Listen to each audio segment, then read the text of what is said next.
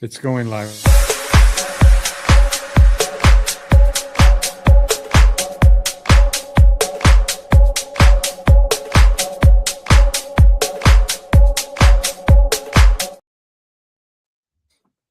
Rudy, I almost had a freaking heart attack through Damn. halftime going into the third period. Welcome, everybody, to the first ever live playoff post-game show right here on Spurs in Focus. We thank y'all for staying up late with us. This show was teetering on not happening because of how late it was. What would have killed it, Rudy? What would have killed it for me if this game went to overtime? If we went to overtime, forget about it. I was at Rudy, let's just wait for another game. Jeff, I gotta be at work in 3 hours. I mean, come on. I'm up for this. See, Rudy, I'm up Rudy's for making this. making me feel like this tiny now because I'm not stepping up. But everybody, welcome to a live episode of Spurs in Focus post-game reaction. Your San Antonio Spurs. It was a little nerve-wracking, but they got the W, beating the Portland Trailblazers out in Portland to take the series lead 2-1, 120-108. Home court advantage is now back in San Antonio. I am your host, Jeff Garcia, longtime Spurs writer over here in San Antonio. Make sure to subscribe to Spurs in Focus on YouTube, iTunes, Spotify. You got Amazon Podcasts, Pocket Cast. The list goes on and on. Go subscribe right now. Spurs in Focus should be your first and only spot for all things San Antonio Spurs. Seriously, you don't want to go to the other spots. You want to come here first. This is your first stop for everything silver and black. Gentlemen, seeing your screen, that is Mr. Rudy Campos with the Sports Answer, also known as the sexiest man in radio in San Antonio. Is that true, Rudy? Very true. I'm not going to lie. Very true. And the reason being, you can't see me on radio, so I can get away with being the most sexiest man on radio. Yeah, exactly. By the way, quick shout out to Elias. He is the prodigy. Elias, he called this game, and it went exactly how he thought it would go. And so we got to put some bets. If Sith says something, we'll put some bets down with Vegas there. So thank you all for joining us again. Make sure to follow Rudy on X at the Sports Answer.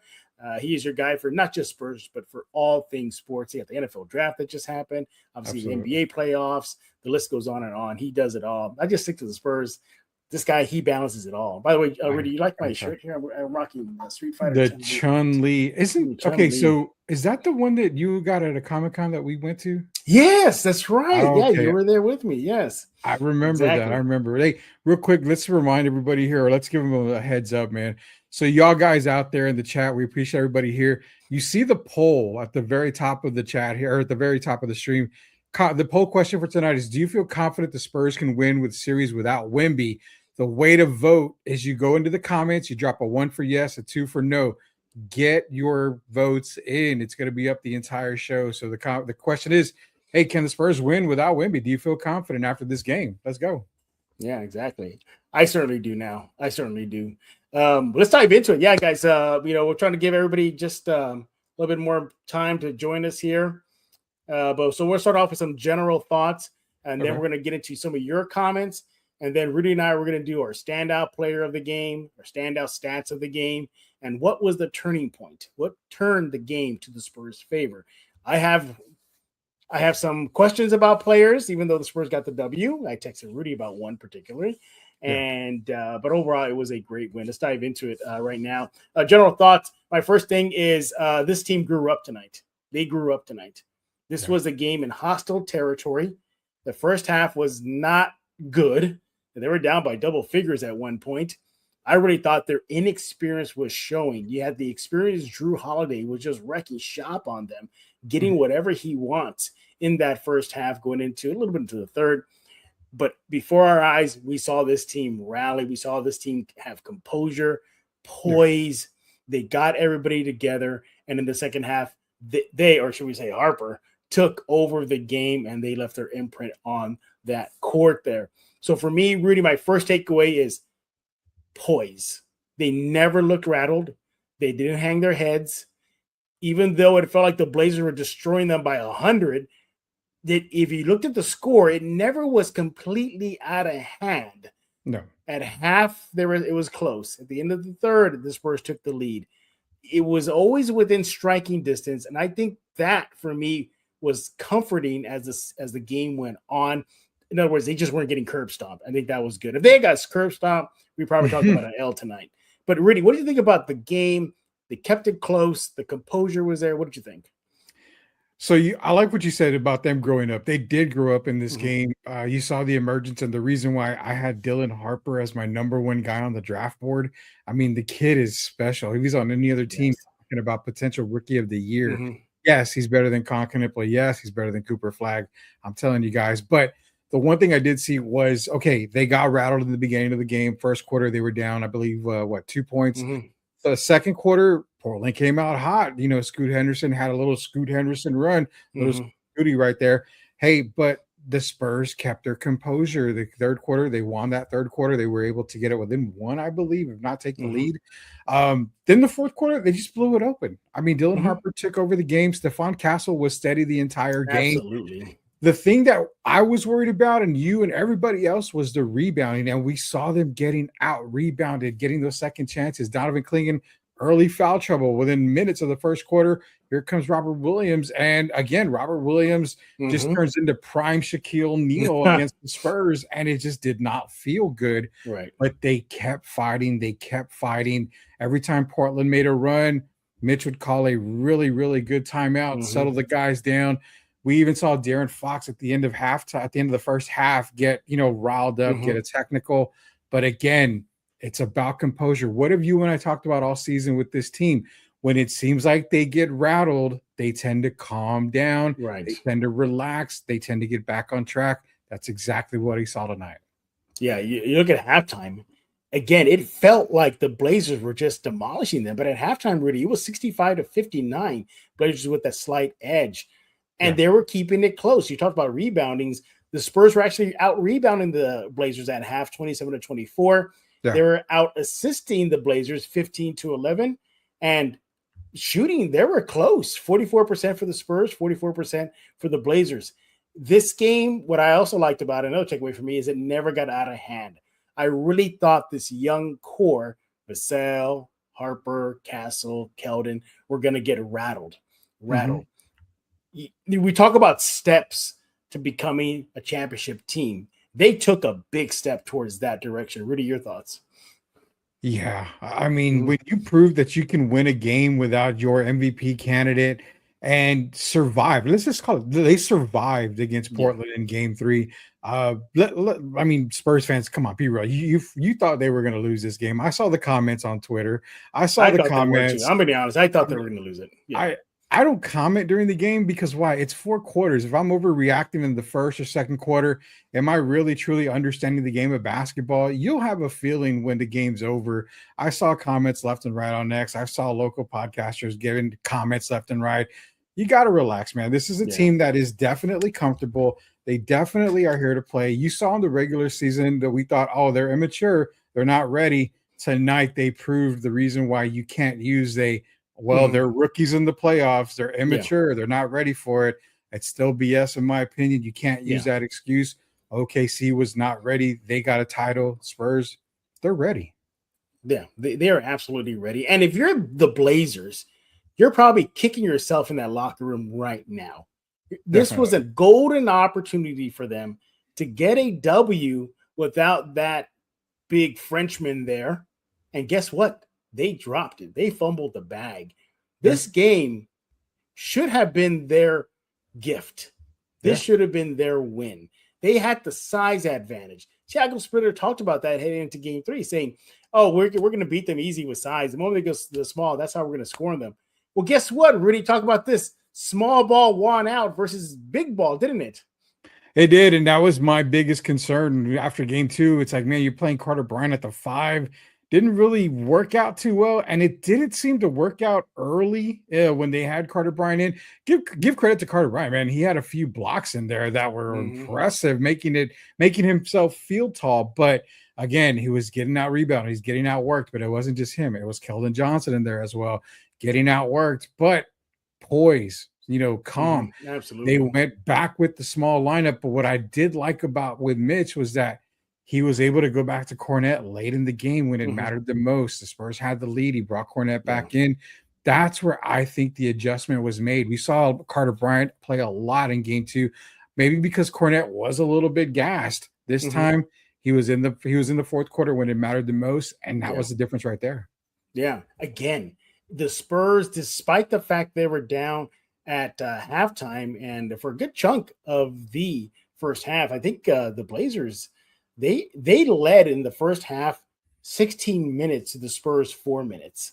So they were seemingly in control, especially going into halftime. For me, I was like, okay, you got to come out of the half strong, Spurs. And they did more in the second half in just a bit. But you look at overall, what was dooming the Spurs? Well, in the first half, for me, it was sloppy play. You had 9 turnovers in that first period. They were not getting in a transition defense. The Blazers scored 16 points off turnovers. So that was a problem there. We're talking about the second half when they started cleaning up. But let's start getting rid of some of the ugly stuff. It was a win, yes, but it wasn't a pretty win. They'll take the win. It's good. Yeah. But, Rudy, right off the bat, for me, I need to see more out of Keldon Johnson, man. He's MIA. He's MIA. If he just gives me his season averages, maybe the Spurs aren't biting their fingernails going into the second half. Again, they took over the second half. We'll talk about that in a bit. But I got to see more out of Keldon. And, man, dare I say, we should just put a fork in Harrison Barnes, man? I don't think you're going to put a fork in Harrison Barnes, man. Okay. There's really no way. But, the Keldon Johnson situation, I can understand what you're saying, but could it not be so much that Keldon is really struggling, maybe compared to maybe the matchup isn't right for Keldon Johnson? He's battling against Klingon, he's battling against Williams, and when he's not battling against those guys, Jeremy Grant's a very tough guy to defend, especially on the perimeter. So maybe the matchup isn't well for Keldon. I'm not making excuses for him, but I mean, if I'm not mistaken, he only averaged maybe like 10 points against Portland this year. So again, I mean, he's right on par to what he's been averaging against Portland this season. It could be just a matchup thing for Keldon. I mean, maybe when you get into the next series, they beat Portland, they get into the next series, maybe he matches up well against Denver or Minnesota. I don't know. I would say this. Are you really worried that he's struggling, or are you okay with it because they're getting the W's? Right. That's the question I think we got to ask. Exactly. So just look, I'm not trying to be like the start of Fiesta Week in San Antonio. We're just getting rained on, So I'm trying to get rid of all the ugly stuff first before we get to the great stuff that happened in the second half. So for me, I got to see more Keldon Johnson, especially in the next game in Game 4. Got to cut down those turnovers, okay? And look, I know Harper had a great game. I understand that. He's going to get his flowers in a few minutes. But, Rudy, can I be a little real with you? This Spurs team should not be relying on a rookie to save their ass. What do you think? I totally disagree with you. All right, hit me with it. Totally disagree with you. So, again, I got to remind everybody again, Dylan Harper was my number 1 prospect on the draft board. He should have gone number 1 in every draft that I would have ever done. I would have taken him number 1. Dylan Harper's not your typical rookie. You're talking about a guy who was a focal point at Rutgers, who was one of the best high school players to come out of high school. When he got to college, yes, he had some injuries in college, but still when he played, he was a massive difference maker. But what does Dylan Harper have to his advantage compared to Cooper, compared to Kahn and all these other guys is he's got a dad who's an NBA champion in Ron Harper. He has a brother who's making a name and waves for himself with Boston right now. Dylan Harper is from a basketball family. He knows the ins and outs of NBA basketball. He knows the rigors of playoff basketball because of his dad. You think he was on the sidelines with his dad during those title runs with the Bulls? Heck yeah, he was. He knows all about this stuff. Dylan Harper is not your typical rookie. He's a guy who I would say he's probably a year 2 veteran in his rookie season. He clearly has showed it. He doesn't put up these gaudy numbers because he doesn't get the playing time that starters do. Reason why, look tonight, 30 minutes in this game. He played starter minutes. He played big boy minutes. He showed what he can do in those 30 minutes. So, no, I mean, what you see with Dylan Harper, Jeff, is what you're getting. When you see him get those 18, 20 minutes a game and he's still putting up 12, 14 points, I mean, he's putting up better stats than most veterans are in these playoffs right now. Yeah. And I guess the lining around my comment right now about do you really need to rely on a rookie to save your butt, Spurs fans? It's because Another game, Rudy, and Mhm. not much of an impact by one De'Aaron Fox. Oh, here we Again, go.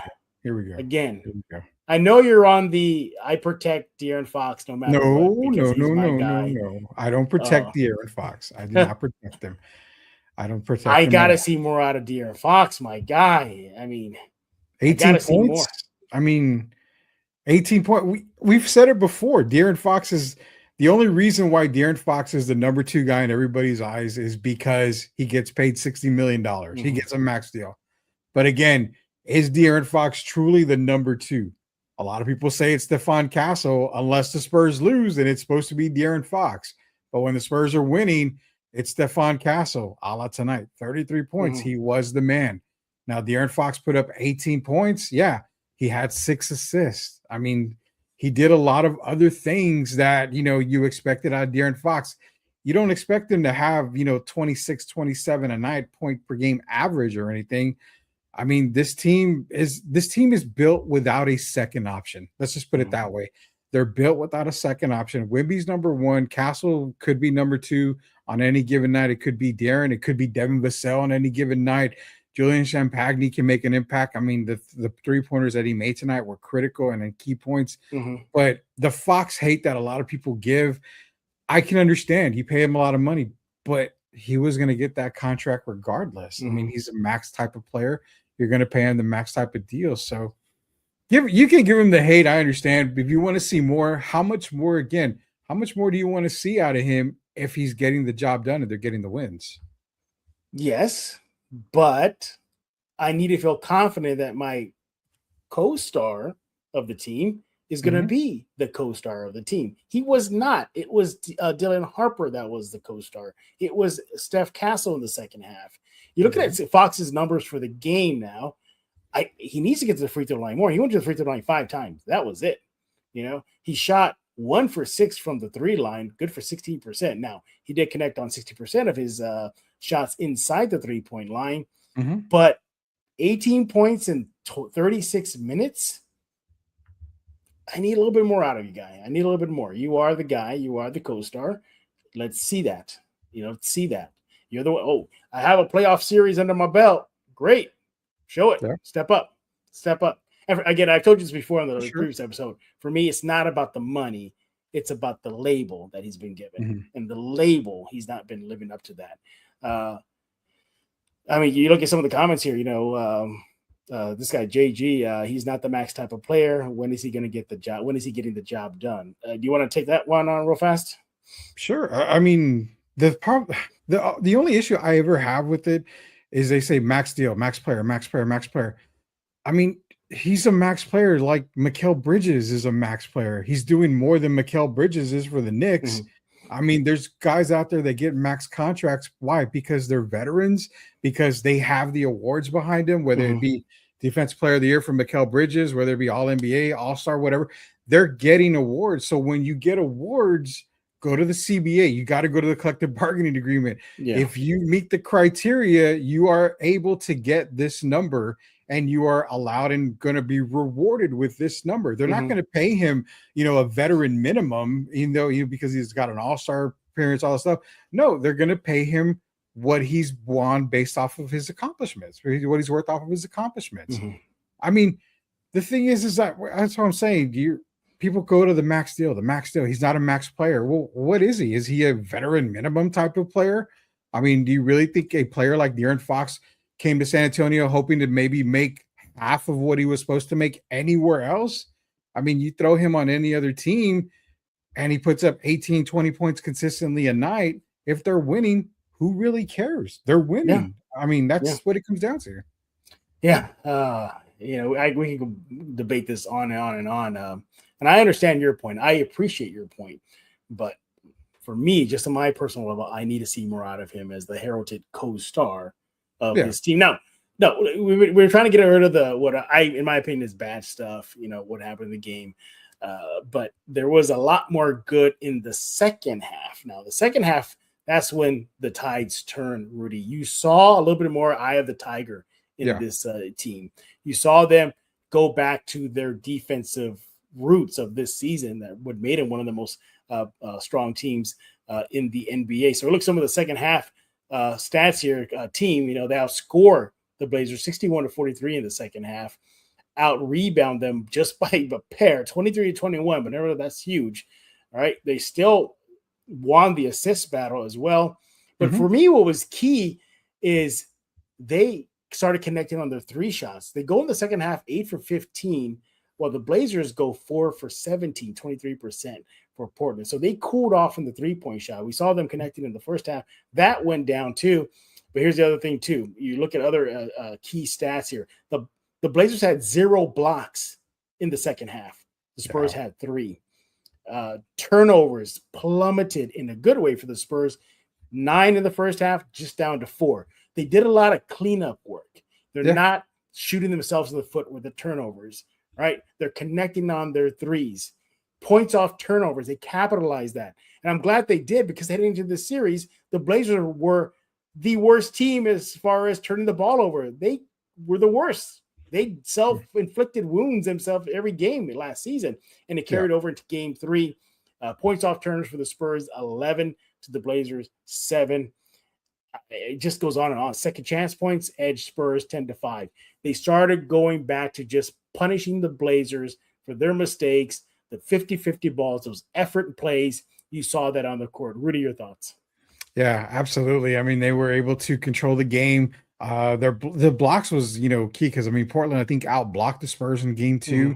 The Spurs were able to get the block win tonight, the turnover battle. The second half, they came out, and normally the Spurs come out in the second half pretty flat. We've seen that a lot of times. No, they came out with a purpose. They showed the reason why they can win without Wemby. I mean, the thing that we also have to look at too in the second half is Portland, they seem to have got rattled in that fourth quarter. They did. I mean, like you said, they were shooting the ball lights out throughout the first half, knocking down 3-pointer after 3-pointer. Jeremy Grant knocking down 3-pointers. I mean, they just looked unbeatable, but then they started to get rattled. And what was it? Something like Pop used to say, I mean, I can't remember the exact quote, but when you hit the rock so many times, eventually it'll break. That's exactly what the Spurs did. They just kept pounding the rock, man. They kept making the little plays. They kept getting to the basket, drawing fouls. They had Portland in foul trouble early in some of these quarters too. So they were doing the little things right. And eventually Portland was going to crack. And that's what we saw in that fourth quarter when they ended up winning that fourth quarter. I believe it was 32-21. I mean, there's the difference right there. I mean, you can say that, hey, Portland cooled off, Spurs got hot. You can say whatever, but what I really saw in that fourth quarter, Jeff, in the second half more, was the Spurs defensive intensity just kicked up a notch. The reason why they were one of the better defensive teams. Yeah, they were one of the better defensive teams in the season. So they showed it tonight. Big props to this team, especially the guard play. All 3 guards, Castle, Harper, and Fox. Without them, this is definitely a blowout for Portland. You talk about the defensive side of things in the second half. I want to highlight the offensive side of things for a bit. The Spurs offensive rating in the second half, 129.8. The Blazers 91.5. So that tells you what the defensive impact they did on that side of the court. But offensively, they just took it up a notch. And I'm glad they did. That's what I saw this team grow up before our eyes. They took a big step as solidifying themselves as a legit title contender, not just this year, but moving on too. I mean, overall, look at a true shooting percentage. Spurs 66%, the Blazers 44%. What's interesting too is the Blazers were actually leading for the most part in the second half. They led for 12 minutes and 30 seconds. The Spurs 10 minutes. 10 minutes. They did what they needed to do to get the win. Before we get into some of the fan comments, we're going to get to that in a bit, guys. We're not going to leave you guys out. Yeah. I mean, we're ignoring the young elephant in the room, and that is Dylan Harper in the second half. Took over the game, was the only viable punch off the bench. The bench, for the most part, Rudy, for the Spurs was non-existent. You got nothing from Barnes practically. You got a little something from Keldon. Carter gave you some work too. No, I'm not going to ignore Carter. But my goodness, I mean, the bench play was pretty much Harper.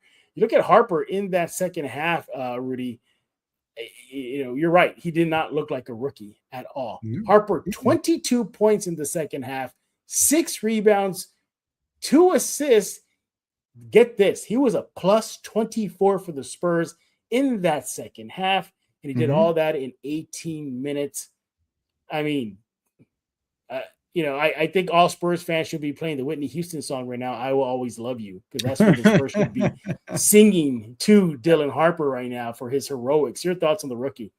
Yeah, man. I mean, again, he's a rookie, but he's not a rookie. I mean, he's been proving it all single season. Yeah. Now in the playoffs, when you needed him the most, you saw the bench struggles. I mean, the bench struggles have been huge for San Antonio in this playoffs.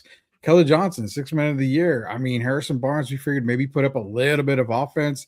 Yeah, Carter Bryant's playing some superb defense, but it's Dylan Harper, man, and it's the way he plays, the way he gets to the basket. Absolutely, he's very crafty. He kind of reminds you of another lefty that used to be a Spur, another 6th man of the year, and Manu Ginobili. I mean, he's very crafty with the ball. I think Dwayne Wade said it tonight. It's something about those left-handed players that just makes them super tough to guard. And what's scary, Jeff, is he's a rookie having a game like this. If this is just this jumping off point for him, I mean, can you imagine the types of games he's going to have when it counts the most against a Denver, against the Minnesota? I mean, this is Rudy's already calling them going to the second round already. I mean, he already is.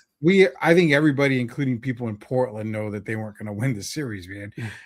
But I think the biggest thing is it's a confidence builder. I mean, he didn't need any more confidence. He had all the confidence in the world, but a big game like this, it just took him to a whole nother level. I guarantee you, Dad, Ron Harper is sitting back with one of his favorite cigars, just with a big smile, because both of his sons' teams came out with huge wins today. See those two guys on the screen right now, everybody? I thought those two guys were going to throw, man. They were jawing at each other. They big time. Big time. And that was a nice little battle I was watching in that period there. Man, do you like that Harper talks a lot? I mean, he talks a lot on the court. He is a trash talker. I mean, I'm not against trash talking. I'm fine with it, especially at the NBA level. I mean, you get paid that kind of money. You want to talk trash, talk trash. Me, I'm at the high school level. I don't like it at the high school level. This ain't high school ball, man. So let him talk all he wants. And the good thing is that when he started talking and when he started balling, where was Scoot? Not anywhere to be found. MIA. Yeah, I mean, Dylan Harper, again, what more can you say about the young man? I mean, just like I said, saved the Spurs' butt. He saved the Spurs' butt when the game was on the line. They needed some sort of spark, some sort of juice to get this team going, and he was it. I'm still just baffled. I mean, in a good way, the plus 24, a plus freaking 24 from a rookie in the second half in a game 3 NBA playoffs. I mean, what more can you say? He also shot 78% from the field, everybody. And if that's even better, how about this? He took 3 3-point attempts. He made all 3 of them. Yeah. Clutch. Just clutch when you needed it. He even threw in 5 defensive rebounds and 1 offensive rebound. So the kid did it all. Oh, man. I mean, good win for the San Antonio Spurs. Again, regained that home court advantage. The series is now in their control now. One other thing, again, we're going to get to you guys' comments. You guys are next. I promise you guys are coming up next. But I want to highlight this too, and also thought was really, really good. It's not getting enough love right now. I think they made Denny MIA in this game. He was just trying to foul bait. Was I seeing that? He was trying to get that fouls going. Yeah. He was a non-factor. That's an all-star right there, who was a non-factor for the Blazers in game 3. It was Holiday, Williams, I guess Kamara in the first half with his defense. But Scoot Henderson, he was hot in the beginning, but then, like we said, fourth quarter, he just was MIA in the fourth. But the job they did on Denny, I thought it was really, really good. Even chipped his tooth. Good job there, De'Aaron Fox. Yeah, that was I could have swore Denny had a chipped tooth the entire his entire playing career, but I guess not. I guess he did. The one thing too with Fox and the struggles, I mean, let's not forget Drew Holiday is one of the better defenders in the NBA, and it's something that we highlighted before the series started when you and I talked, even with shout out to James Espinosa, we had him on too as well.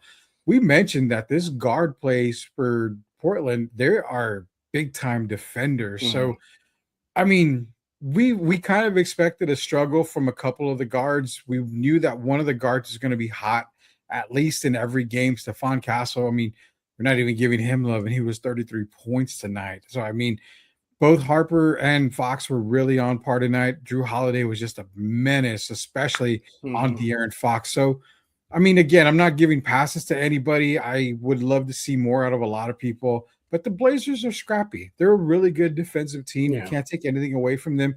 This is a great moral victory for San Right. Antonio.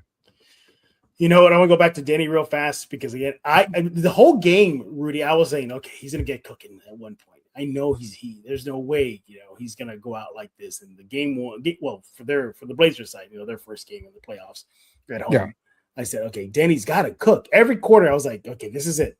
He's gonna erupt. He's gonna erupt. And he practically did it. 19 points for the game. Okay. 6 rebounds, 9 assists, but he only did that in 36 minutes. He was a freaking minus 16 for the Blazers.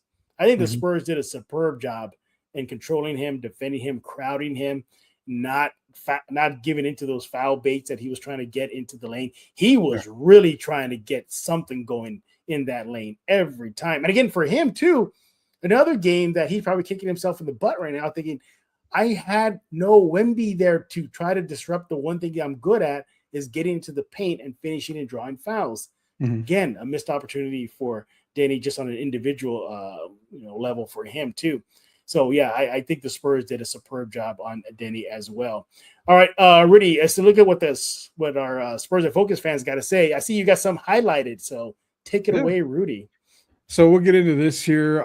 JG says when our franchise players misses a game, the expectation is that our max contract veteran will step up and pull out Thank you, games in the JG. playoffs. Thank Fox you, was a JG. no-show. Thank you, Again, JG. I'm not, I'm not arguing the fact that he's not a no-show, but I mean, do you really expect 24, 25 points a game? Yes, yes, You really do. I mean, yes, you really, really do. yes, I do. My God, I don't understand that. I really don't. I mean, for me, it's all about the money. Why do we make a But player expect so much for money?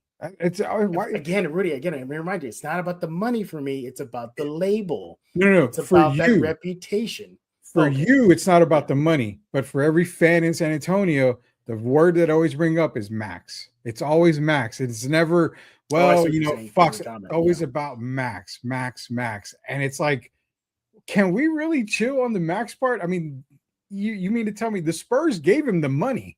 If he got the money from the Spurs, so do you think he's going to turn down that kind of money if it's offered to him? Right. You would turn down that money if it's offered to you? I think not. There's no way anybody would, man. So yeah, that's my problem with the whole thing. It always comes up with the max. Sam Salinas, it could be a matchup for KJ, but he seems rattled out there. He needs to calm down and just play his game. That got him six man of the year. I'm gonna let you take this one because again, I did say that a little while ago. Yeah. It's not so much KJ might be struggling; it just could be a matchup for him, Jeff. I didn't think of it in that lens. I just kind of was just been like, well, you've been cooking for the whole regular season, KJ. It's playoffs, your first playoffs, and so far you're laying an egg. Now in game 2 for Keldon Johnson, and also 2, he is the reigning 6th man of the year now, the newly minted Mhm. one, and so far he has not been living up to that. It was Harper, but I'll zip it right there. Keldon Johnson, 5 points, 5 rebounds, 3 assists in 20 minutes of play off the bench. He goes 1 for 7 from the field for 14% shooting. Mhm. Goes to free throw line twice. I didn't really think about that. Is it a matchup issue for him? Because you saw him at one point. I think it was Klingon. He drove to the lane and was just Mhm. trying to circle him, and he just missed a shot. I think the Blazers are cutting off what he does best, which is being that bully, because they got bigs down there. They got Klingon, they got Williams, they Yeah. got Grant, and so they got guys that can kind of hold him there. But I still got to see more out of him, man. I really, really, really do. I think again, if he just does his averages from the season, the Spurs should be 3-0 at minimum right now. And I'm ignoring Fox right now. I'm just saying if Keldon just was being Keldon right now. But matchup, it could be an issue for him. But He doesn't seem like he's playing the way he did in the regular season. yeah, I Like don't know if it's the bright lights too or something, but I mean, the way and the reason why I say that is it feels like he's trying too hard. Like he gets to the basket and he's he's a little bit more reckless getting to the basket. right. And that reminds me of old Keldon when he used to get to the basket. He was quick with it. He didn't take his time. He was trying to force shots up at the rim. And it was kind of like, I don't know, Keldon, but it seems like he went back to that instead of letting the game come to him, making the play, making the right move, get to the basket, just kind of get a little bit of poise, a little bit of ease to the basket. That's kind of what I'm looking at here on that. But a couple more comments, and this kind of goes hand in hand.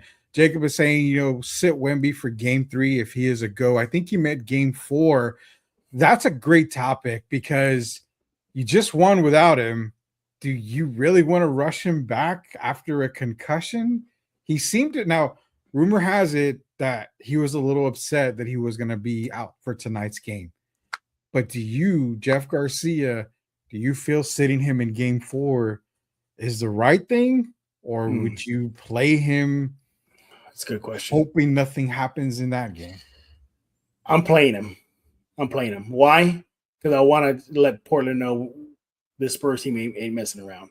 And let's put them out of their misery and bring in the guy that just erupted for 35 points on them in that opening game. And again, he was on pace having another solid game. It was 11 minutes he had before he had the concussion. He was ready. He had dropped 5 points, 6 rebounds. He had 2 or 3 assists. So he was on track for doing some damage. But I say, why not? Put the guy out there. Let him and the rest of the crew just cook this Blazers team. Series over. They come back to San Antonio in game 5 up 3-1. It's done. There's no way the Blazers beat this team 4 straight. Or 3 straight, I should say. Excuse me, 3 straight. They don't. So I say you play him out there.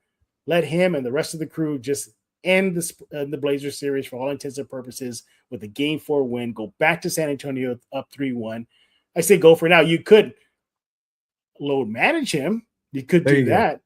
I can see that. Maybe don't play him 30 plus minutes, but I think 20 minutes of Wemby on the court is enough to take the Blazers out. So I say play him. What do you think? Yeah, I agree. And that's what Aaliyah said too, right after that comment. He says, have him come off the bench. And that's what I'm saying. I think if he plays perfectly fine. When did we last see that? When he first came back from injury in the NBA Cup against Oklahoma City. Yeah. He didn't play that first quarter. We didn't expect him to play. We're like, oh God, he's not going to play after all. He ended up playing in the second quarter. I think gradually bringing him back into the fold, that would be the way to go. I don't expect him to start. I don't think he would start game 4. If he comes back, I would hope they would bring him in maybe after 5-6 minutes into the first quarter, let him come in, let him get his feet wet a little bit, maybe play him 3 or 4 minutes and then bring him back in the second quarter. I think you're right. 20 minutes of Wemby is a whole hell of a lot more and a big difference maker compared to no minutes with Wemby. But again, this game right here proves again that they can win without Wemby on the floor. It took a little while longer. It scared a lot of Spurs fans, but sure enough, kind of what Luke Cornett said at the in the press conference before the game. He said, we've been successful when he's been off the court, and we're looking to continue it here tonight. And they did. I mean, I would say maybe bring him off the bench. That was my next question. Do you think maybe bringing him off the bench would be the better idea? Sure, why not? I take any amount of Wemby on the court. I just want this series to be done. I want the series to be done because you got a team on the other side of the bracket that's handling Denver right now, and that's Minnesota. And if this series goes out longer and in Minnesota take care of business, they could be resting and make it their, let's get our travel out of the way. Let's go to San Antonio and get rested while they're dealing with the Blazers in a game 6. I'm making this up, out in Portland. Yeah. So hopefully that doesn't happen. What else we got? Other comments here? We got a couple more. They asked if Wemby will be on a minutes restrictions, and then we don't know yet. Stevie said, you don't play with a playoff team, and that's kind of goes back to the Wemby thing. If he's eligible to play, if he's healthy to play, then I mean, I guess you're right. You don't want to give Portland any hope, so you definitely want to play Victor Wembanyama. But it's kind of a hit or miss thing because you've already got home court advantage back. I mean, you took it Mhm. away from Portland, you got it back from them. So, how important is Game 4 for you when it comes to San Antonio? Is it a must Mm. win? Is it a Ooh, must that's a good win, question. or is Yeah, I it? think it's a must win. So you think Yeah. it's a must win? Okay, Yes, okay. I think I it's a must can win. I can get around that. I can Yeah, understand that it'd be a must win. Um, because then if they so, lose, then the series gets well, extended. You have the possibility, yeah, like I said, Minnesota finishing off Denver if things go that direction, and yeah, then you just put a little bit more wear and tear on this team. And yeah. By the way, real quick, kudos to Mitch Johnson. He openly admitted in game 2 that he did not do a good job of managing minutes with the players, and he said some of the guys looked gassed. I think he did a phenomenal job of that mhm, in game 3. yeah, There was a point during the second half when I was watching the game, and Harper is doing his thing, he's destroying the Blazers, and then I go, wait a minute, where's Castle? I even mhm, had to check that maybe they made an announcement that he had hurt and he's not playing. That's how long he was not on the court. And when he yeah, came in, he came out firing, aggressive, hitting shots, getting the Blazers in foul trouble. He was really refreshed for a yeah. long. So I thought that was a good move by Mitch Johnson. What other comments we got? We got Jacob Eric back in here. He says, "Are we a little worried? It's being reported by the Athletic and ESPN that Wimby didn't pass protocol, and Did that's another not. reason why. So that's another reason he didn't pass protocol, and I understand he was upset. But again, you got 48 What hours, does that 72 mean, hours. though? What does that mean? So basically, he has to go through Oh, right, the concussion hoops. protocol. Yeah, Yeah, he's got to go yeah. through concussion protocol. If there's one little instant that they feel he's not ready, they won't allow him to play. So They it's not mean the NBA, necessary. right? Not the Yeah, Spurs. yeah. This is the NBA, so Okay. he's got to get cleared by the Spurs doctors, and he also has to get cleared by the NBA doctors. So either one of them may have felt that he wasn't ready for tonight. And again, that's where it comes into play Okay, for well, I Sunday. don't mean to cut you off, Rudy, but you mean like Okay. did it pass protocols for tonight or moving forward? Well, no, just for tonight. He had his Oh, first okay, just for protocol test tonight. today. Okay. So the initial 48 hours, you don't do nothing. Zero. They don't, you can barely breathe. They don't want you to do nothing for 48 hours. After the 48 hours, then you go into concussion protocol. You go through the, rigorous training basically to see if you are able to handle it. He was able to jog, he was able to shoot, he was able to do the little things, but there was something that they didn't feel that was right. So that's why he was ruled out for the game. The only concern, Jeff, is this: if the Sunday's game was at 7, 8 o'clock at Mm-hmm. night, I would feel more comfortable with him being ready for that game, probably passing concussion protocol. But since the game is at 2:30 on Sunday, I don't know. And now we've got another person in here saying that might have been false, Okay, because fine. I'll take he it. did Yeah. play, but he says it's false. The reason why I did play because he's still in protocol. So that's the thing. It's not a false rumor per se. He went through concussion protocol. He didn't pass it. He's still in protocol. If he's still in protocol, it's because he still has the symptoms. He still has stuff Mm-hmm. that they're looking at. So again, there wasn't really a false rumor. It's just he's still in concussion protocol. There's something that didn't feel right. They're going to keep him there. But going back to my initial question to you was this: is because the game is early on Sunday, Mm-hmm. that's less time for him to be ready for the game. That's Mm. why I feel maybe he may not be ready that day. I don't know. That's why I wish it was a Well, late game. the Spurs are going to spur, and we know what they're going to do if they're going to go that. Well, no. Well, Mitch has been really adamant, repeating Mhm. it over. We're Yeah. following the protocols. We're following the protocols. So it's out of their hands practically, right? Because the NBA is taking over that, right? Well, Yeah, both, yeah, Spurs and NBA. And if the Spurs say, "Hey, thumbs up, you're good to go," and the NBA says, "Well, no, we see something else here," he's going to have to sit out. Ultimately, he's got to get the green light from both there. And also, yeah. Silver Wolf is back in here. I'm sure we all knew third game was not going to be a go. Yeah, I mean, I think we all you, knew. Yeah. you and I basically said that. You got a quick shout out from JG. Thank you guys for the instant reaction. I love the coverage. No, Appreciate appreciate that. that. It told you it was going to be a hit by going live, Jeff. You got to listen to me. You got to You're listen to not me. the only person to tell me something like this. You know how I've had you, somebody else, a former mutual friend of ours, tell me like, when are you ready to go live? I'm like, I don't have time. Yeah. This is fun. This is fun. What other comments we have? We don't want to leave you Spurs and Focus fans out of the No. conversation. You're a big part of this. So what do we got? Silver Wolf comes back, says, with this win, you don't even need Wemby on Sunday. Spurs can get another one without him. This was a gut punch for the Blazers. I agree Yes, I 100%. agree. Yes, this is the game when they're going to be kicking themselves for whenever the season ends. This was it for them. Yeah, he says, I don't think CB says, I don't think Wemby traveled not to play one of these games. Well, good question, because again, you and I talked about the travel. When you're in concussion protocol, they don't like you flying, to stay up. They almost say you have to go a couple of days within a week, maybe before you fly. But it's a good call here. I get it. He goes, he travels, you expect him to play, but there's also a thing called moral support. There's also, having him on the bench for Yeah, support. So I expected him to travel with the team. And yeah. if he I doesn't thought play, that was a no little big deal. surprising to begin with. I thought him traveling this period. I thought, whoa, Did okay. you not expect him to travel like at No, all? I didn't expect him to travel. I thought he was going to stay in San Antonio. Wow. I really Wow. did. Okay. Because that I fall was nasty. It was nasty. Oh And I yeah. thought, oh Oh yeah, god. I mean, there's no way. After that fall, and then you saw his body kind of wobbling, and he had to do like a double, he's kind of got himself up, he kind of supported himself, then he threw his arm back down. His eyes closed. That His was the eyes crazy part. closed. Yeah, it was bad. But when I saw when the report came out that he was traveling, well, Mitch Johnson pretty much said it. Yeah. I was like, oh, okay, this is good news. Maybe the protocols, he hurdled all of them, and well, apparently not. Yeah. But No, I mean, I'm glad he traveled with the team. I yeah, think it's a mind game, Jeff. I mean, you're yeah, seeing your teammate who went down with yeah, that kind of injury, and you see him on the bench. He looks fine. He's yeah. supporting you. It's kind of The, a good thing for them. the Spurs didn't call you to Mr. Miyagi him, No, Yeah, well, I can't lie. I have an extra bedroom. I went ahead and bought, 300 I figured. candles, Yeah, and I lit them all. all So with that Wemby label on him, like yeah, I superimposed basically on Jesus Christ.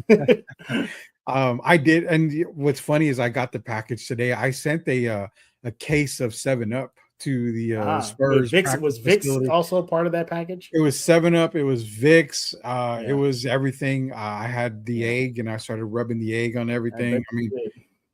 everything in my Mexican body that worked when I was sick or I had problems, I Yeah. tried to do for Wimby, man. One of one of the old wives' tales that always would get under my skin Mm. is when my mom would say, like, you just got out of the shower, don't go outside, you're gonna catch a cold. I'm like, that's not even possible. How is that possible? You go swimming, you get out of the water, you don't get sick.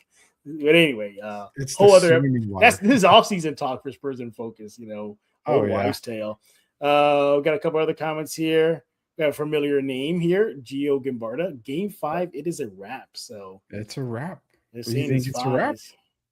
You think think it's a so. I wrap? think it is. I think it is. I think this broke the back of the Yeah. Blazers. I mean, This broke their back. I said Spurs in 5. I figured the I win said that Spurs in Portland would 5 get. too, yeah.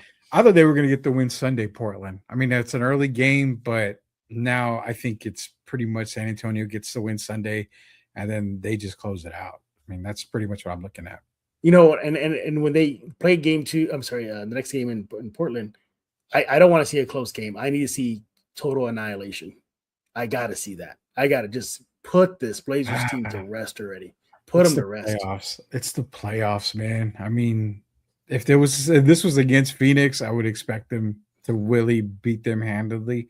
It's the playoffs. I don't think Portland's going to roll over.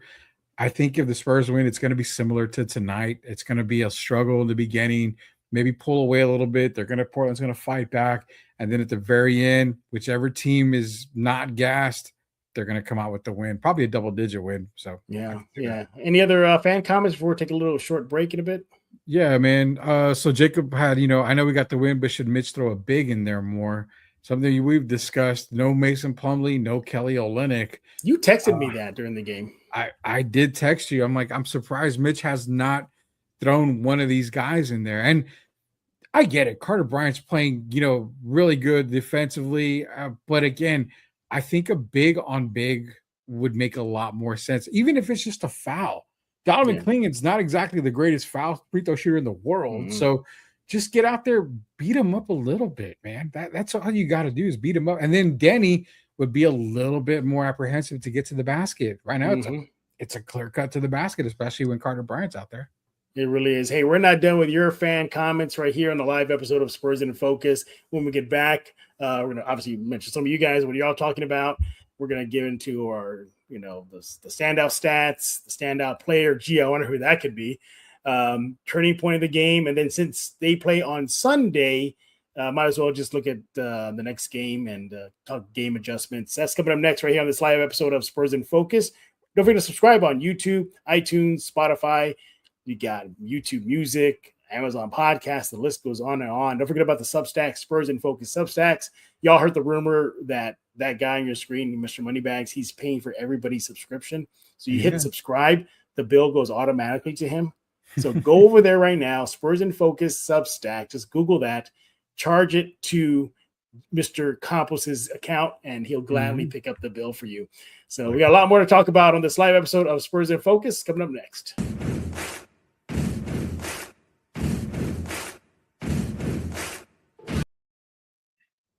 As the new leader of the Decepticons, I command you to subscribe to Spurs in Focus. You love that one, don't you? I love that. I'm a Soundwave guy, but I'm also a Starscream guy. I love that. I asked this the other day on Spurs in Focus.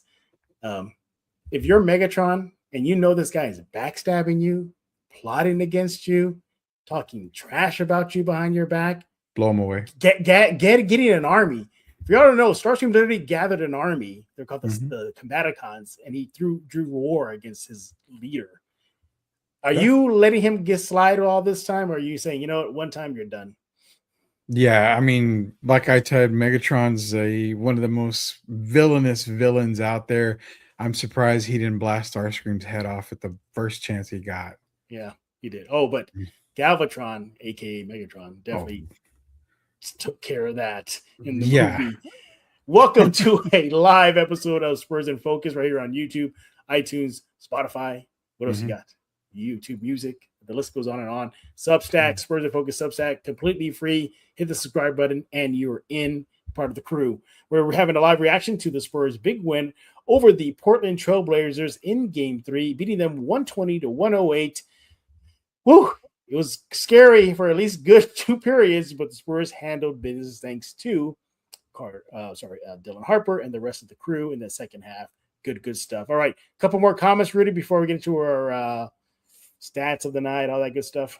Yeah, maybe psyched out the Blazers by bringing Wemby. Remember the Dame Lillard thing that they put out the Blazers? Maybe have Wemby go out there, dressed. Rudy was scared, everybody. Rudy thought that Dame was I was not scared. Definitely not scared. We got more. Only thing is, for years, I remember Spurs don't do well in early games, fingers crossed, but they should be fine. Golly, Jeff, haven't I been telling you that? The Sunday games in the afternoon, they always seem to lose those games, man. So I'm glad I'm not the only one out there. CV St. Kelly is the only big that I trust. And again, I'm with you. I'm with you, CV. Yeah, I mean, I would love to see Kelly out there. And then last comment for right now, so we can move on here. This is a great show, guys. So we're afraid. Boak Ridge, appreciate you. And we hope to do this a lot more with Jeff here. Silver Wolf, you get that from the One Punch Man anime? There's a no, that's Silver Fang. That's Silver Fang. That's Silver Fang. Right, you're right, exactly. Sorry about that. All right, let's go ahead and get into some individual things that we're looking at. Rudy, what do you want to start off? Your standout stat or standout player or turning point? Let's do turning point. I like to do turning point. All right, let's check.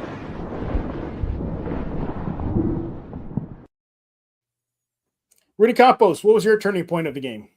Simple. When Dylan Harper got hot and continued to stay hot. I mean, when he was able to get to the basket, when he was knocking down a 3 in that second half, when he was basically Mr. Clutch in the fourth quarter, everything opened up for the Spurs.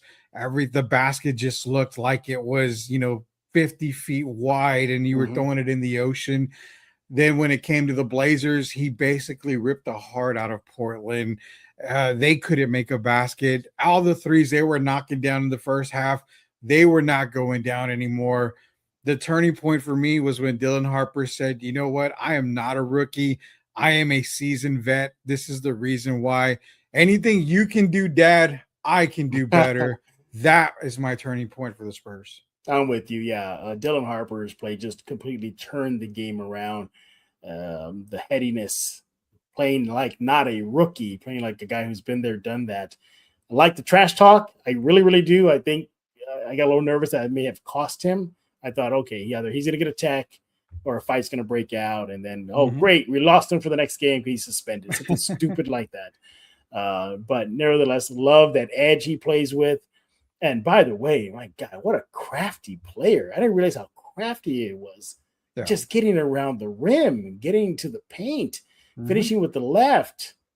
Are you sure that's really not Manu Ginobili just in disguise? He just put on like a fake mustache and a wig on. But nevertheless, yeah, turning point completely was Dylan Harper's play. Before you go on, I got to get this comment in.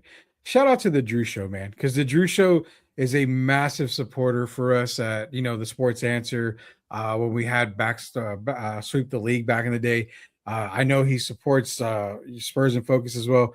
Stat of the night, post game, 90% of the Spurs commentators on social media dragging Fox. Oh well, commentators comment. I think he's tired of the Fox dragging too. And again, it goes back to what I'm saying. I mean, you can't really drag the guy, put up some decent stats and everything. So shout out to Drew. Appreciate Drew joining us here, man. Yeah, absolutely. Sure. All right. Yeah. Other little, I guess, mini turning points in the game. Spurs massive run in the fourth period. Went plus 17. They go from Portland 95-93. They end that run with them taking a commanding lead 112-97. It lasted from about the 8-minute mark till about the 4-minute mark of the fourth, plus 17 in that run. And then they even close the game with a plus 3 run on the Blazers just to leave no doubt. Interesting, though, in that big, massive run in the fourth period, again, from about the 8-minute mark down to the fourth, Castle, shout out to him. In that run, he was key. He had 9 points. He went 3 for 3 from the field, 2 assists. Harper had 5 points in that run. He made 7 of 8 shots in that run. And by the way, Spurs defense went up a notch in that run. In the fourth period, the Blazers missed all 6 free field goal shots, and they had 3 turnovers. So kudos to the Spurs. Big. That's another big, huge turning point of the game. All right, let's go with standout stat.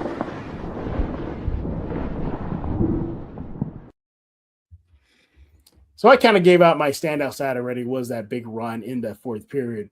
I think that was a big number for me. But again, my God, what that just showed me was the Spurs just left no doubt. They just took care of business. They beat a team they should beat. They reminded them who they are. It's like Optimus Prime said in the Bay Universe movies, did you forget who I am? Yeah. So, I mean, that's pretty much it for me. So I kind of already gave away my stat of the night there, standout stat. What about you, Rudy? So I've got 2 stats of the night. One of them, it's kind of, goes hand in hand. Spurs out shooting the Blazers from overall 48% to 47%, 41%. Then from 3-point range, 48% to 37%. The Spurs were knocking down their shots left and right. They almost shoot 50% as a team total. I mean, that's going to get you some wins. A lot of that came in the second half, especially that fourth quarter.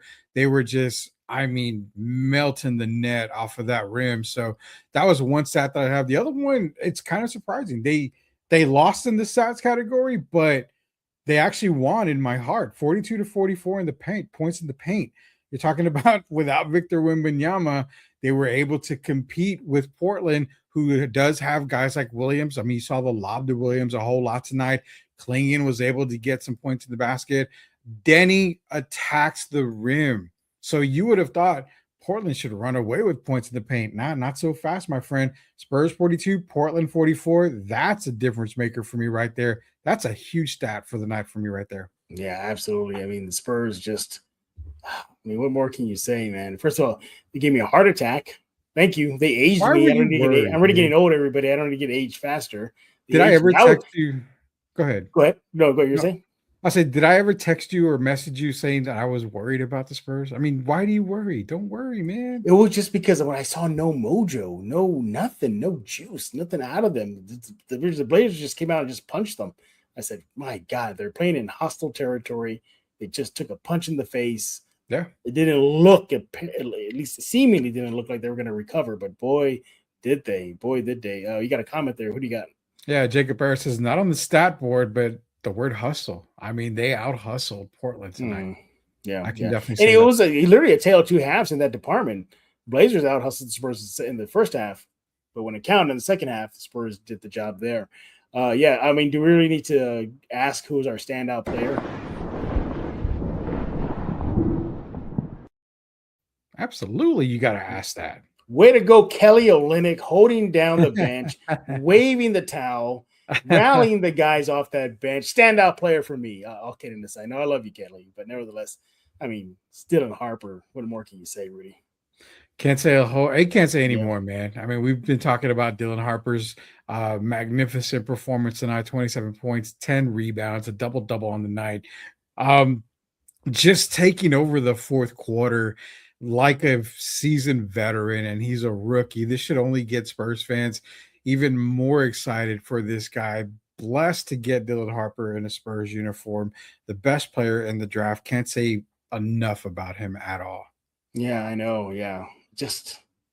You can't say enough about him. I think we said all we can about his play. I just hope it can carry over into the next game on Sunday afternoon.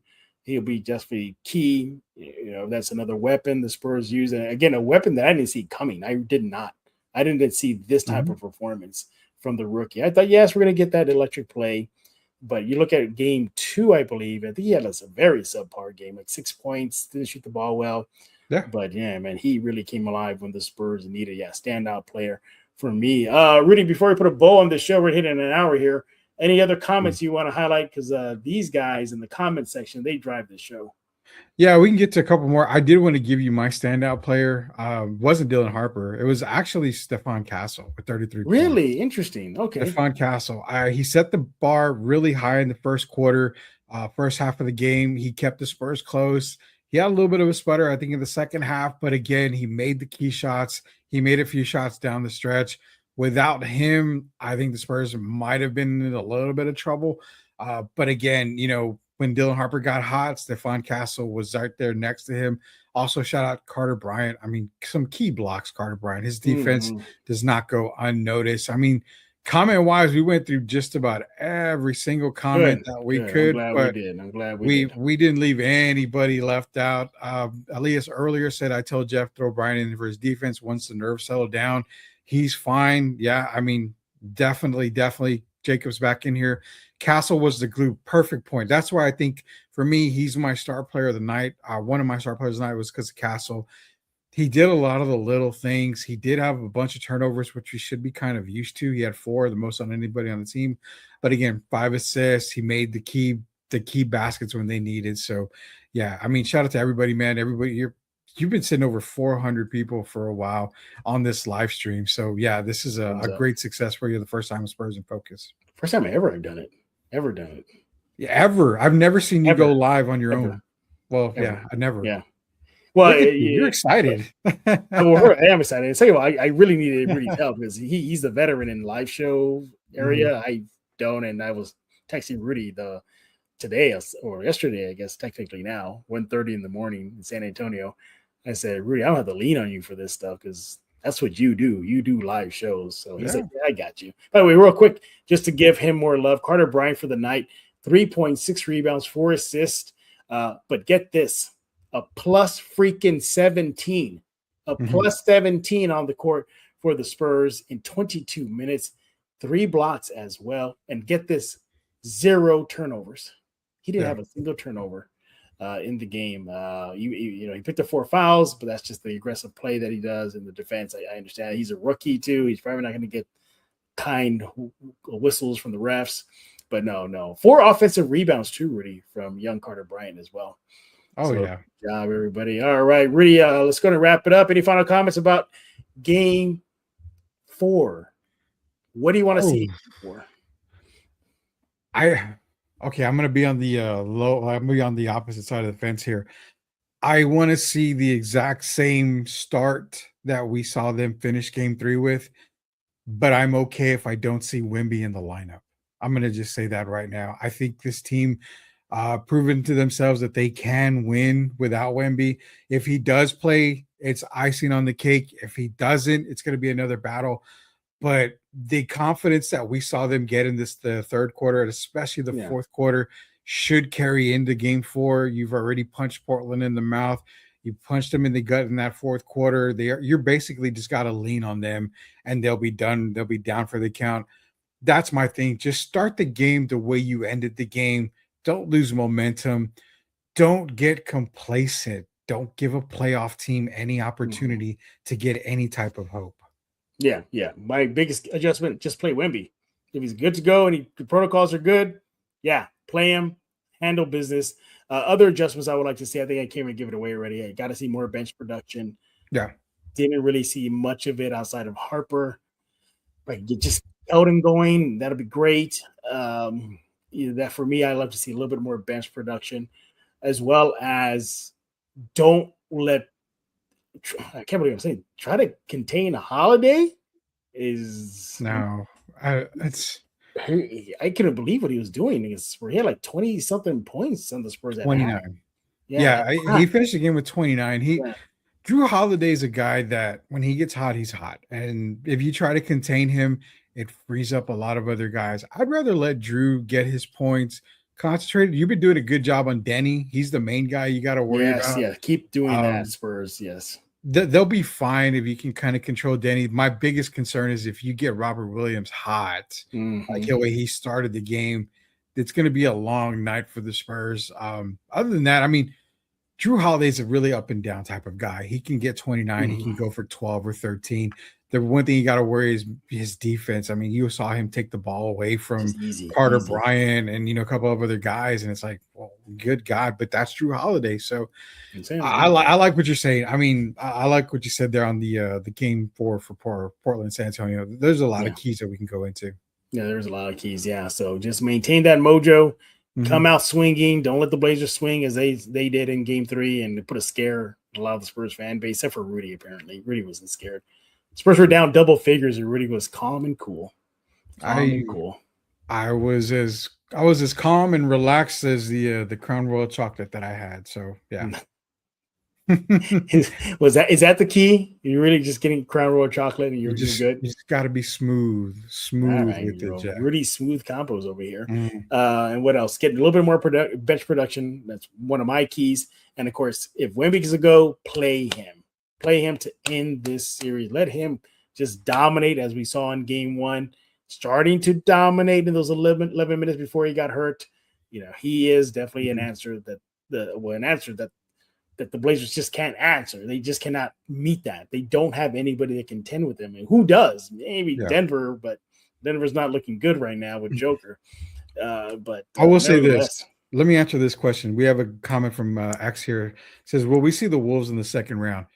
Derek Gerben and I talked about it on the Sports Answer Friday Drive. I'm going to reiterate it. Whoever wins game 4 on this series is going to win the series.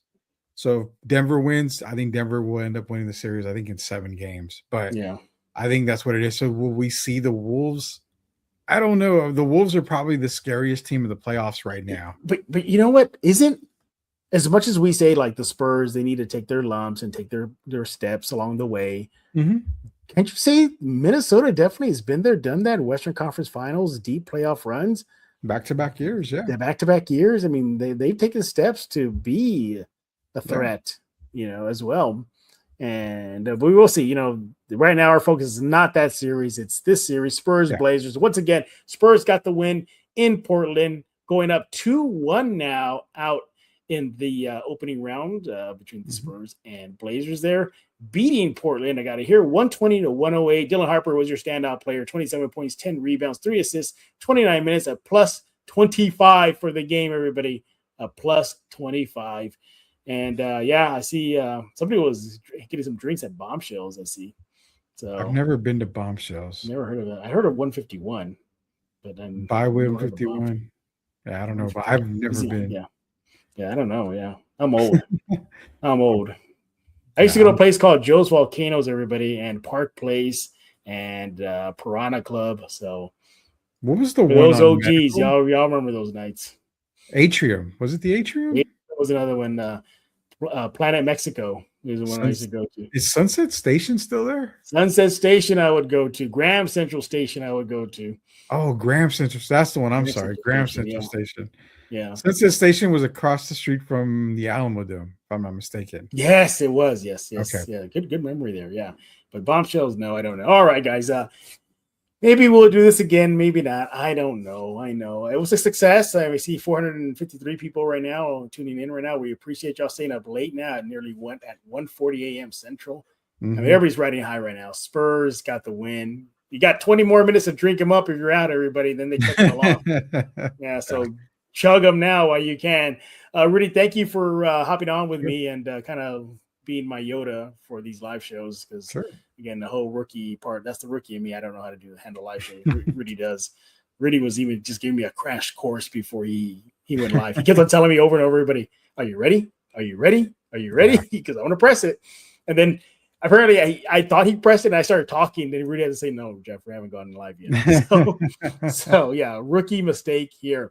But we appreciate y'all. Once again, thank you to Rudy Campos for kind of managing all this. Thank you for everybody for joining us here on this live episode of Spurs in Focus. Once again, subscribe on YouTube, iTunes, Spotify, Amazon Podcasts, Pocket Casts. The list goes on and on. Subscribe to the Spurs in Focus Substack. It is completely free. Just type in Spurs in Focus Substack on Google. Takes you right there to it. And you see a subscribe button. Click on that. The bill goes to Rudy. He's paying for the first. How many going to pay for tonight? How many? You've already billed me for a couple of hundred, so I'll do the first 100 people to do it tonight. Yeah. Click subscribe. The bill goes to him. You're one of the first 100 people to subscribe over at Spurs in Focus on Substack. Rudy, it's been a great night, great morning with you. Get some sleep. Spurs up 2-1 in their series, hoping to put a chokehold on this series this Sunday afternoon. So for Mr. Rudy Campos, I am Jeff Garcia. Now you're in focus with Spurs in Focus.